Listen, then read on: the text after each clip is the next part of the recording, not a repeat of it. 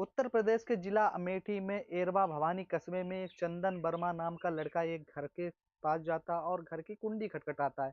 जब वो कुंडी खटखटाता है तो अंदर से सुनील कुमार मास्टर साहब आते हैं और गेट को खोलते हैं। जैसे ही वो गेट खोलते हैं तो जो लड़का चंदन वर्मा होता है उसके हाथ में एक पिस्टल होती है और वो पिस्टल से लगातार फायरिंग करना शुरू कर देता है। जब लगातार फायरिंग करता है तो 3 गोलियां सुनील कुमार मास्टर साहब को लगती हैं और 2 गोली उनके पत्नी पूनम भारती को लगती। पास में खड़ी बच्ची आवाज को सुनकर रोने लगती। करीब उसकी उम्र 1.5 साल होती।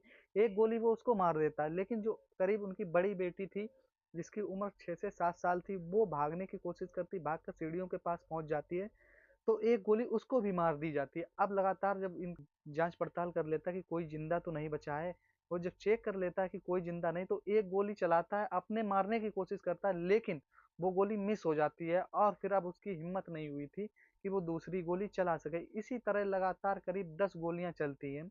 जब 10 गोलियां चलती हैं तब जो बाहर व्यक्ति खड़े थे उनको ऐसा लग रहा था कि शायद आसमान में गोले छोड़ोगे। जब उन्होंने बाहर निकलकर झांक कर आसमान की तरफ देखने की कोशिश की तो वहां पर कुछ नहीं था। यह मामला सोशल मीडिया पर जब तेजी से वायरल होना शुरू हुआ तो लोग एक मकान के पास जाते हैं जिस मकान में मास्टर साहब रहा करते थे, क्योंकि उसी मकान की तरफ से आवाज आ रही थी।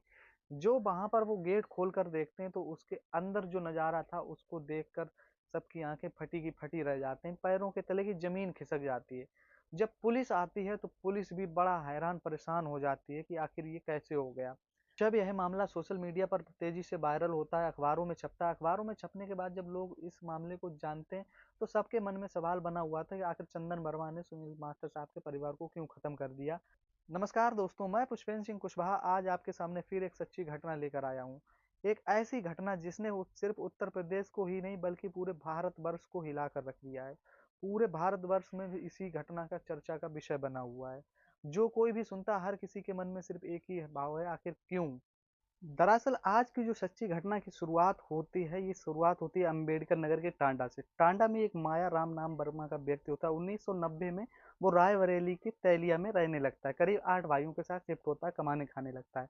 2010 में ये तैलिया को छोड़कर दिल्ली चला जाता है। जब दिल्ली की तरफ रुख करता है तो वहीं पर पूर्ण रूप से रहने लगता है। इसका एक बेटा होता है चंदन वर्मा नाम का व्यक्ति, जो चंदन वर्मा 2019 में वापस आता है और रायबरेली के मटिया में रहने लगता है। जब वो मटिया में रहने लगता है तो वहां से तैलिया की दूरी मात्र 2 किलोमीटर होती है, जहाँ पर उसके चाचा चाचा रहा करते थे। वो चाचा के पास नहीं जाता था, वो मटिया में रहने लगता है। अब वो लैब टेक्नीशियन का भी काम किया करता था, इधर उधर अस्पतालों में भी जाता था और अस्पतालों से सैंपल कलेक्ट करके अपनी लैब में ले जाता था और जांच पड़ताल किया करता। इस तरह से अपना जीवन यापन कर रहा था। उसके पास एक बुलेट गाड़ी होती है। जो बुलेट गाड़ी होती है उस बुलेट गाड़ी से वो दादागिरी किया करता था, लोगों से झगड़ा किया करता था, अपना रौब दिखाया करता था। इसी तरह का वो कार्य किया करता था। लगातार उसका काफी जान पहचान हो जाती। इधर गधागंज थाने का एक गांव लगता है सुदामापुर, उसी में एक बेहद गरीब परिवार होता है। मजूरी दतूरी करके अपना जीवन यापन कर रहे थे। उसी घर में सुनील नाम का व्यक्ति जन्म लेता है और वो भी धीरे धीरे बड़ा हो जाता है। जब बड़ा होता है तो मजूरी कर कर ही वो अपना जीवन यापन कर रहा। मनरेगा में काम करता, जहाँ मजदूरी मिल जाती वहां काम करके अपनी पढ़ाई को जारी रख रहा था। उसका बड़ा भाई था, वो भी मजदूरी करता था, लेकिन सुनील पढ़ने में बेहद होशियार होता है तो वो लगातार अपनी पढ़ाई जारी रखता है। धीरे धीरे 2018 में ये उत्तर प्रदेश पुलिस कांस्टेबल में भर्ती आती है और कांस्टेबल बन जाता है। जब ये कांस्टेबल बन जाता है तो इसका मन कांस्टेबल में नहीं लगता, क्योंकि जो पढ़ने में बहुत ज्यादा होशियार था, जो पुलिस का करवा रही थी वो करना नहीं चाह रहा था। वो इसीलिए मन में सोच लेता है कि शायद ये नौकरी मेरे लिए नहीं बनी है और ये तुरंत ही उस नौकरी से रिजाइन दे देता, नौकरी को छोड़ देता है। जब ये नौकरी को छोड़ देता है तो लगातार ये प्रयास कर रहा था। जब लगातार प्रयास कर रहा था तो 10 दिसंबर 2020 को ये टीचर बन जाता है, बेसिक शिक्षा विभाग में लग जाता है। जब बेसिक शिक्षा में विभाग में इसकी नौकरी लग जाती है तब ये बहुत ज़्यादा खुश हो जाता है। तभी इसकी जो पहली पोस्टिंग होती है 29 जनवरी 2021 को अमेठी के पनहोना गांव में हो जाती। जब पनहोना गांव में हो जाती तो ये आना जाना इनका लगा रहता था। अब जब ये बाइक से आते जाते थे, बेहद अच्छे स्वभाव के थे, तो जब इनका आना जाना लगा रहता था तो वहीं पर ये जाकर रायबरेली के मटिया में रहने लगते हैं। जब ये रायबरेली के मटिया में रहते हैं किराए के मकान पे, तो वहां से इनका आना जाना करीब 62 किलोमीटर का हुआ करता था। तो इसी को देखते हुए चंदन वर्मा ने एक चाल चली कि क्यों ना इनकी वाइफ को पूनम भारती को ही फांस लिया जाए। जब पूनम भारती को पटाने की कोशिश की, उससे बातचीत करने की कोशिश की, तो उसको साफ-साफ पता नज़र आ रहा था कि पूनम वर्मा वो हर चीज़ उसको दे सकती है जो उस चंदन वर्मा को चाहिए था। क्योंकि पूनम वर्मा घर में अकेली रहती थी, सुनील सुबह निकल जाते थे और वो शाम तक ही वापस घर पर आते थे। इस चीज़ का फ़ायदा उठाने के चक्कर में वो उससे नज़दीकियाँ बढ़ाना शुरू कर देता है और पूनम भारती से लगातार व्हाट्सएप पर और चैटिंग और उसके घर पर भी जाया करता था, नज़दीकियाँ बढ़ा लेता। अब जब जैसे-जैसे नज़दीकियाँ बढ़ती जा रही थीं, अब दोनों का लगाव भी आपस में बढ़ता जा रहा था। कई प्रकार के फ़ोटो भी वायरल होते हैं। ये सब मीडिया रिपोर्ट के मुताबिक आपको बता रहा हूँ। जब इसके फ़ोटो वायरल होते हैं तो फ़ोटो में आप साफ तौर पर समझ सकते हैं कि पूनम भारती और चंदन वर्मा का रिलेशन किस तरह का होगा। 1 अप्रैल 2024 को 2 बीघा ज़मीन मास्टर साहब खरीदते हैं, सुनील कुमार खरीदते हैं, वो भी अपनी पत्नी के नाम। जब वो पत्नी के नाम ज़मीन खरीदते हैं, तो उसमें जो गवाह बनाया जाता है वो गवाह भी होता है चंदन वर्मा ही बनता है, क्योंकि अब इनके अच्छे ताल्लुक बन गए थे एक दूसरे से, बिना पूछे कोई काम नहीं करते थे और मास्टर साहब को भी उस चंदन वर्मा नाम के लड़के पर भरोसा हो गया था, क्योंकि वो राय पूनम भारती ने ही दी थी। लगातार ऐसा होता रहा। जब ऐसा चलता रहा तो एक दिन पूनम भारती पर सुनील कुमार को कुछ शक होता है। जब उनको शक होता है तो किसी ना किसी तरकीब से या किसी ना किसी तरीके से वो इस चीज का पता लगा लेते हैं कि चंदन वर्मा और उनकी पत्नी पूनम भारती के नाजायज रिश्ते हैं। लेकिन जब उनकी माताजी से एक मीडिया रिपोर्टर ने पूछा तो उनकी माताजी का साफ-साफ कहना था, जिनका नाम राजवती जी था, पूनम भारती की माँ कहती हैं, मीडिया रिपोर्ट में बताती हैं कि उनको लगातार चंदन वर्मा प्रताड़ित कर रहा था, परेशान कर रहा था। उनका किसी तरीके से इस तरह संबंध नहीं था। वो उनको फ़ोन पर गंदी-गंदी वीडियो भेजा करता था। इस तरह की बात वो मीडिया रिपोर्ट में मीडिया रिपोर्टर को बताती हैं। लेकिन जब उनको इस चीज़ का पता लग जाता है तो बहुत ज़्यादा परेशान हो जाती हैं, आपस में वाद विवाद होने लगता है। सुनील मास्टर साहब और पूनम भारती के बीच में जब आपस में विवाद शुरू होता है, तो विवाद काफ़ी हद तक बढ़ जाता है, एक दूसरे से अलग होने तक की नौबत आ जाती है। लेकिन मास्टर साहब पढ़े लिखे थे, इस मामले को समझते हैं, उसे समझाते हैं और उनकी पत्नी भी इस मामले को समझ जाती है। जब समझ जाती तो उससे दूरियां बनाना चाह रही थी। तभी गदरगंज थाने में एक एप्लीकेशन दिया जाता है, लेकिन जब वो एप्लीकेशन दिया जाता है, प्रार्थना पत्र दिया जाता है, तो उस प्रार्थना पत्र का कोई खास प्रभाव नहीं पड़ता है। और इसी तरह एक और थाने में प्रार्थना पत्र दिया जाता है। जब एक और थाने में प्रार्थना पत्र दिया जाता है, उसके बाद भी पुलिस कोई कार्रवाई नहीं करती है। बात धीरे धीरे बहुत ज़्यादा बढ़ जाती है। 18 अगस्त 2024 को जब ये पूनम भारती अपनी बेटी को अस्पताल दवा दिलवाने जा रही थी, उसी वक्त वो लड़का आता है चंदन वर्मा और उसको घेर लेता है। उससे गंदी-गंदी बातें करता है, उसे मारने की धमकी दे देता है और उसके साथ अभद्रता करता है, अश्लील हरकतें करने लगता है। इस चीज़ से वो बहुत ज़्यादा परेशान हो जाते हैं। इस चीज़ से जब वो परेशान हो जाती हैं तो मास्टर साहब सुनील को ये बात बताते हैं। तो मास्टर साहब सुनील और पूनम भारती दोनों लोग वहीं पर जाते हैं थाने में, जो नगर कोतवाली का थाना होता है वहाँ पर एफआईआर दर्ज कराते हैं। एफआईआर दर्ज में बताती हैं पूनम भारती की एक लड़का है जो मुझे रास्ते में घेर कर मेरे साथ गंदी गंदी हरकतें करता है, अश्लील बातें करता है और मुझे मारने की धमकी भी डालता है। इतनी बात जैसे ही पुलिस सुनती है तो मामले को गंभीरता से लेती है। जब पुलिस मामले को गंभीरता से लेती है तो गंभीरता से लेने के बाद चंदन वर्मा को गिरफ्तार कर लेती है। अब गिरफ्तार करने के बाद चंदन वर्मा 21 अगस्त 2024 को ही छूट जाता है, जब क्योंकि मामला इतनी गंभीरता से पुलिस ने लिया तो था, लेकिन उसकी जमानत 1 या 2 दिन में हो जाती है। जब उसकी जमानत हो जाती है तो अब वो लगातार पूनम भारती के पीछे पागलों की तरह लग जाता है, क्योंकि उसको कहीं न कहीं ऐसा लग रहा था कि उसकी बेइज्जती हो गई है, उसकी एफआईआर क्यों की। इस तरह से वो पूनम भारती को लगातार प्रताड़ित करना शुरू कर देता है। और जब इससे पहले ही सुनील मास्टर साहब उस जगह को छोड़कर करीब 3 महीने पहले एरवा भवानी इलाके में रहने लगे थे, तो उसका भी पता वो लगा लेता, वहाँ पर भी आना-जाना शुरू कर देता है। लेकिन इस चीज़ से वो बहुत ज़्यादा परेशान था, क्योंकि पूनम भारती अब उससे बात भी नहीं कर रही थी। लगातार वो परेशान होता चला जाता, तभी 12 सितंबर को अपने व्हाट्सएप पर एक मैसेज लिखता है कि 5 लोग मारे जाएँगे, जल्द ही दिखाऊँगा। इस तरह का वो मैसेज अपने व्हाट्सएप पर लिखता है, बायो में लिखता है। जब वो इस तरह का मैसेज लिखता है तो जिस जिस लोगों ने सुना, किसी ने इतना ध्यान नहीं दिया आखिर क्या करने वाला है। क्योंकि सभी जानते थे कि वो हमेशा अपनी रौब ही झाड़ता रहता था, इसलिए किसी ने किसी तरह का कोई प्रभाव भी नहीं पड़ा। और क्योंकि अक्सर इस तरह के वो वीडियो गुंडागर्दी वाले लगाता रहता था, स्टेटस लगाता रहता था।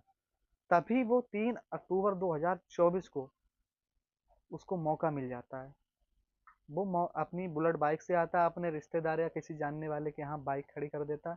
नवरात्रि का पहला दिन था, करीब 6 बजकर 50 मिनट हो रहे थे। इसी समय उसको मौका मिल जाता। वो एरवा भवानी में जाता है। एरवा भवानी इलाके में जाकर सुनील मास्टर साहब के जहाँ पर रहते थे उस मकान के पास जाता है और बाहर से कुंडी खटखटाता है। जब वो बाहर से कुंडी खटखटाता है तो कुंडी खटखटाने के बाद मास्टर साहब ही गेट खोलने आते हैं। जैसे ही मास्टर साहब ने गेट खोला तो क्या देखते हैं, उसके हाथ में एक पिस्टल होती है और पिस्टल में दो मैगजीन होती हैं, दोनों ही लोड हुआ करती हैं।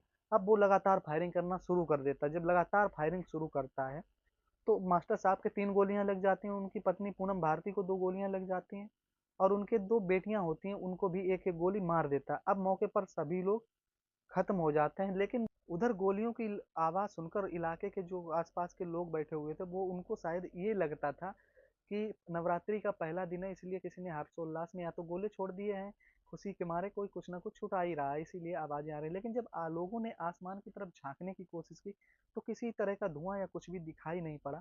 तो लोगों को जब आवाज़ किस तरफ से आ रही, लोगों ने ध्यान से सुना तो आवाज़ सत्यव्रत अवस्थी के मकान की तरफ से आ रही थी, जिस मकान में सुनील मास्टर साहब किराए पर रहा करते थे। अब लोग वहां पर जैसे ही जाते हैं तो मौका देखकर वो लड़का चंदन वर्मा दीवार फांदकर भाग जाता है। अब जब लोग वहां पर जाते हैं तो क्या देखते हैं कि एक आंगन में करीब 4 लाशें पड़ी हुई थी। ये नज़ारा देखकर आदमी बहुत ज़्यादा परेशान हो जाते हैं, व्यक्तियों के पैरों के तले जमीन खिसक जाती है और आंखें उनकी फटी की फटी रह जाती हैं। अब जैसे तैसे किसी तरकीब से या किसी बहान से उनको पास के सिंहपुर हॉस्पिटल में ले जाया जाता है, जो सीएससी होता है। जैसे ही डॉक्टर साहब उसका नब्ज पकड़ कर देखते हैं, चारों शवों को मृत घोषित कर देते हैं, क्योंकि उनको चंदन वर्मा नाम के व्यक्ति ने पहले ही चेक कर दिया था कि वो मरे हैं या जिंदा हैं। जब वो मर गए तब वो वहां से भाग आए। उसके बाद क्या होता है, जब वहां पर मृत्यु घोषित हो जाते हैं, इसके बाद लगातार ये मामला सोशल मीडिया पर जब वायरल होता है तो चाहे अखिलेश यादव जी हो, चाहे मायावती जी हो या योगी आदित्यनाथ जी हो, सभी ने अपना अपना ट्वीट रखा, पक्ष विपक्ष हो, सभी इस घटना को लेकर घोर निंदा करते हैं। घोर निंदा करने के बाद योगी आदित्यनाथ जी भी एक फैसला सुना देते हैं कि जल्द से जल्द इस आरोपी को सजा दी जाएगी और पीड़ित परिवार को 1 नौकरी, 5 बीघे जमीन और 1 मकान दिया जाएगा। इतनी घोषणा योगी आदित्यनाथ अपने परिवार से मिलने के बाद कर देते हैं। इधर क्या होता है, वो लड़का जब बुलेट से भाग जाता है, बुलेट से भागने के बाद प्रयागराज जाता है, प्रयागराज से वो नोएडा के लिए बस पकड़ लेता है। इधर लगातार पुलिस चंदन वर्मा को ढूंढ रही थी, लेकिन एसटीएफ की टीम नोएडा के जेवर टोल प्लाजा पर चंदन वर्मा को पकड़ लेती है। उससे पकड़ने के बाद उससे पूछताछ की जाती है, जिस गन से, जिस पिस्टल से उसने हत्याएं की और जिस बुलेट से वो गया वो गाड़ी कहाँ है। इस तरह से जब पूछताछ करती तो मोहनगंज एक थाना लगता है, उस थाने में वो बताता है। लेकिन उसे जब पुलिस ले जा रही थी, पुलिस को ले जाते समय मदन लाल वर्मा एक होते हैं, उनकी पिस्टल छीनकर भागने की कोशिश चंदन वर्मा करता है और उन पर फायरिंग जैसे ही करता है तो पुलिस की जवाबी कार्रवाई में चंदन के पैर में एक गोली लग जाती है, घुटने के नीचे गोली लग जाती है। जब वो घायल हो जाता है तो घायल हो जाने के बाद अस्पताल ले जाया जाता है। अब जब वो अस्पताल ले जाया जाता है तब उससे पूछताछ की जाती है। मीडिया कर्मी पूछते हैं कि आखिर उसने ऐसा क्यों किया, तो उसका सिर्फ एक ही जवाब था कि वो कहता है कि मुझे इस चीज़ पर जो मैंने किया है बहुत ज़्यादा पछतावा है और मैं ये सब जानबूझकर नहीं करना चाहता था। लेकिन जो पूनम ने मेरे साथ किया वो ठीक नहीं किया था, क्योंकि पूनम लगातार उसके संपर्क में थी और पूनम अचानक उससे बात करना बंद कर देती है। इस तरह की बात वो बताता है और पूनम ने उसके खिलाफ एफआईआर भी दर्ज कर दी थी। इस चीज़ से वो बहुत ज़्यादा गुस्सा जाता है और लगातार अकेले अकेले घुटन में जी रहा था, इसलिए उसने एक फैसला किया कि क्यों ना इनको भी मार दिया जाए और खुद ही खत्म कर लिया जाए। जब चंदन वर्मा अपने आप को पहले भी खत्म करने की कोशिश कर चुका था, उसने सुसाइड करने की कोशिश की थी, फिर सुसाइड लेकिन सफल नहीं हो पाया, किसी अस्पताल में एडमिट कराया, इलाज किया गया, इलाज के दौरान भी उसने सुसाइड करने की कोशिश की लेकिन वो बच जाता है। जब ये सब कत्ल करता है, हत्याएं करने के वक्त भी उसने अपने ऊपर एक गोली चलाई थी, फिर भी वो बच जाता है। इधर चंदन वर्मा को तो गिरफ्तार कर लिया जाता है और गिरफ्तार करने के बाद जेल भेजने की भी तैयारी कर दी जाती है, लेकिन योगी आदित्यनाथ जी ने एक बड़ा फैसला कर दिया कि इसको सख्त से सख्त कुछ ही दिन में सजा दिला दी जाएगी, क्योंकि ये मामला कोई छोटा मोटा मामला नहीं था। उत्तर प्रदेश की राजनीति में भौचाल ला दिया था, चाहे पक्ष हो चाहे विपक्ष हो, हर कोई योगी सरकार पर सवाल उठाना शुरू कर देता कि आखिर ये घटनाएं प्रतिदिन उत्तर प्रदेश में क्यों बढ़ती जा रही हैं। इस कहानी को सुनाने का उद्देश्य किसी की भावनाओं को ठेस पहुंचाना नहीं था, बल्कि आप तक सही जानकारी देना था कि एक ऐसी घटना जो उत्तर प्रदेश में घटी उसने पूरे भारतवर्ष को हिलाकर रख दिया। फिलहाल परिवार का तो रो रो के बुरा हाल है। जिस घर में 4 लाशें अगर इकट्ठी एक ही जगह पहुंच जाए, पूरा परिवार ही खत्म हो जाए, तो उस घर की हालत तो आप समझ ही सकते हैं कि क्या हो सकती है।